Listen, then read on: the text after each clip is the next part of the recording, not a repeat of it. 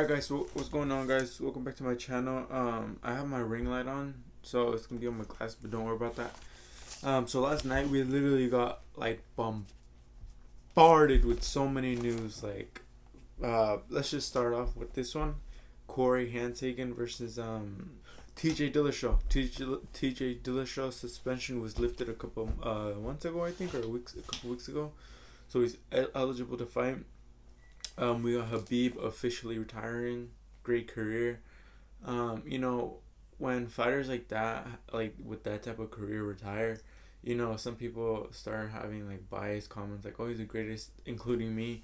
I was very emotionally like invested in his career that like I completely blocked out like the GSPs, the John Jones, the Usmans like up there. Um, but rethinking about it, he's definitely the top three. No, not top three, top five. Definitely top five.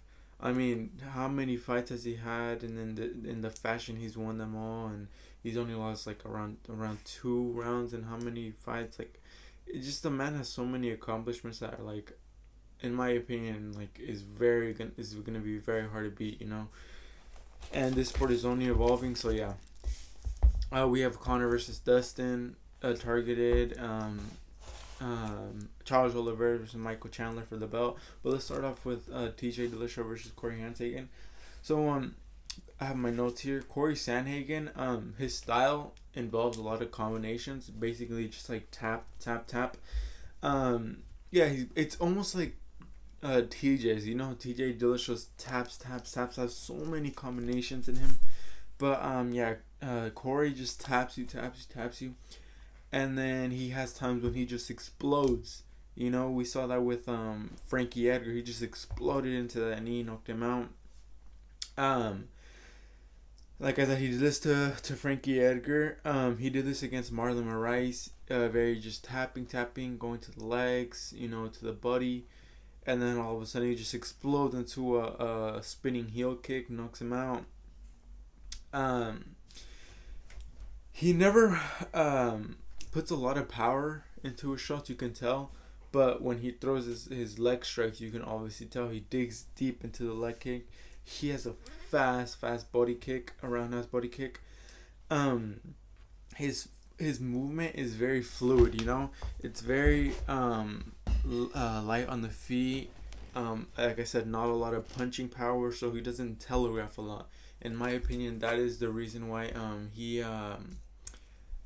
he knocks people out like he did with Frankie and Marlon, because he doesn't really telegraph it. He almost explodes into it, so his opponents don't see it coming. With TJ Dillashaw, we've seen him against obviously Cody Garbrandt, against Dominic Cruz. We've seen him against who else? Triple C, obviously, but that wasn't the best night, and his following sequence, whatever. But yeah, he also has very fast, like very brilliant, smart combinations. Trevor Whitman and his other coach, Dwayne Ludwin. Those two just bond together. The combinations that he shows is just incredible to watch. He's probably one of the best strikers in the UFC. A lot of people don't really like him because of his past, and on now obviously because of the PEDs, and but we can't doubt skill. And he's a very brilliant striker. He has the wrestling. I do think TJ definitely had more time to learn the sport, with the new calf kicks. He's definitely had time to watch the sport grow as he's been out. And I'm not surprised if he employs a bit of wrestling. He has a bit of wrestling. A couple of people have taken down Cory Sandhagen, and he's been in deep submissions but can get out. But so he's vulnerable on the ground, So I'm not surprised if he shows off some wrestling skills, some kickboxing skills, some great boxing skills, some combinations, just to show he's back.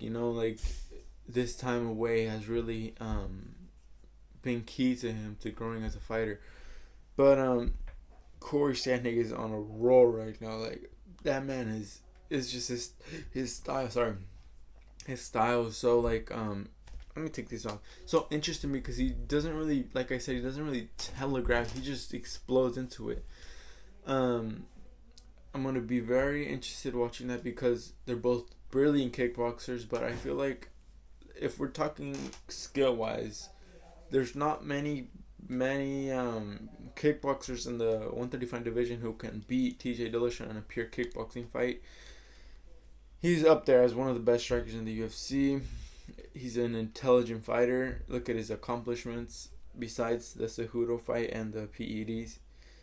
But he's a great fighter. I'm going to be very interested in watching that fight. I think TJ Dillashaw gets it done.